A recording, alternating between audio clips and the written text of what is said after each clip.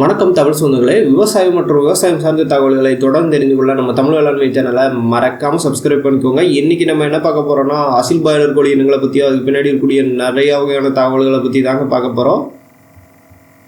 நிறைய நாட்டுக்கோழி பிரியர்கள் விரும்பி வளர்க்கப்படக்கூடிய ஒரு முக்கியமான இனங்கள்னால் இந்த அசில் கோழி இனங்களை சொல்லலாங்க. இப்படிப்பட்ட இந்த கோழி இனங்கள் இந்தியா முழுவதும் பல்வேறு பகுதிகளில் பெரிய லெவலில் வளர்க்கப்படக்கூடிய ஒரு முக்கியமான இனங்களாக தான் இருக்குது. அதே போல் வணிக ரீதியாக அதிக லெவலில் வளர்க்கப்படக்கூடிய ஒரு முக்கியமான இனம்னா அந்த பாய்லர் கோழி இனங்களை சொல்லலாங்க. குறைந்த காலகட்டங்கள்லேயே அதிக லெவலில் இறைச்சி தரதுனால இந்த பாய்லர் கோழி இனங்களையும் பார்த்திங்கன்னா பெரிய லெவலில் வளர்க்குறாங்க. ஆனால் இந்த அசில் ப்ரோங்கிற இனங்கள் பார்த்திங்கன்னா இந்த ரெண்டு இனங்களையும் கிராஸ் பண்ணி உருவான ஒரு முக்கியமான இனங்கள் தாங்க.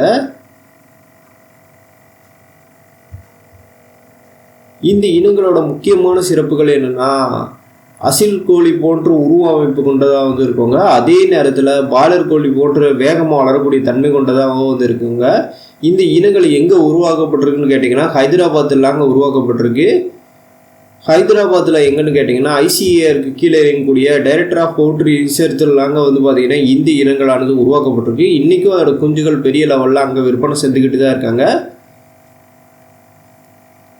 இந்த இனங்களோட சிறப்புகள் என்னன்னு கேட்டிங்கன்னா, பொதுவாக ஒரு அசில் இனங்களை நம்ம விற்பனை செய்யணும்னா, அதாவது இறைச்சிக்காக விற்பனை செய்யணும்னா 6 மாதங்கள் வரைக்கும் காத்திருக்க வேண்டியதாக இருக்குங்க. ஆனால் இந்த இனங்கள் பார்த்திங்கன்னா, அதாவது அசில் இனங்கள் 6 மாதத்தில் வளர்ச்சி அடையக்கூடிய அந்த வெயிட்டை பார்த்திங்கன்னா, இது ஒரு 3 மாதங்கள்லேயே பார்த்திங்கன்னா இந்த அசில் ப்ரோங்கிற இனங்கள் அடைந்துருவாங்க. அதனால தான் இந்த இனங்களை பார்த்திங்கன்னா ரொம்ப அதிக லெவலில் ரிசர்ச் பண்ணி உருவாக்கியிருக்காங்கன்னே சொல்லலாம். இங்கே இருக்குது பாருங்கள் அசில் பாய்லர் கோழி இனங்கள். இந்த கோழி இனங்களோட இறைச்சி எந்த லெவலுக்கு பார்த்திங்கன்னா வேகமாக வரோங்கிறது பார்ப்போங்க. வெறும் ஒரு 6 வாரங்கள்லேயே 0.6 முதல் 0.65 கிலோ வரைக்கும் வெயிட் வரக்கூடிய தன்மை கொண்டதுங்க. இதே பார்த்திங்கன்னா ஒரு 12 வாரங்கள் அல்லது 3 மாதங்கள்னு கூட எடுத்துக்கோங்க.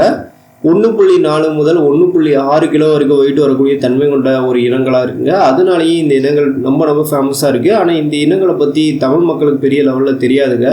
அதனால தான் இந்த இனங்களை பற்றி நம்ம தமிழ் மக்களும் தெரிஞ்சுக்கணுங்கிறதுக்காக தான் இந்த இனங்களை பற்றி அதுக்கு பின்னாடி இருக்கக்கூடிய சிறப்புகளை பற்றி நான் இந்த வீடியோ வாயிலாக சொல்லியிருக்கேன். இந்த வீடியோ உங்களுக்கு பிடிச்சிருந்தால் மறக்காமல் லைக் பண்ணுங்கள். இது போல் வீடியோக்களை தொடர்ந்து பார்க்க நம்ம தமிழ் வேளாண்மை சேனலை சப்ஸ்கிரைப் பண்ணிக்கோங்க. நன்றி.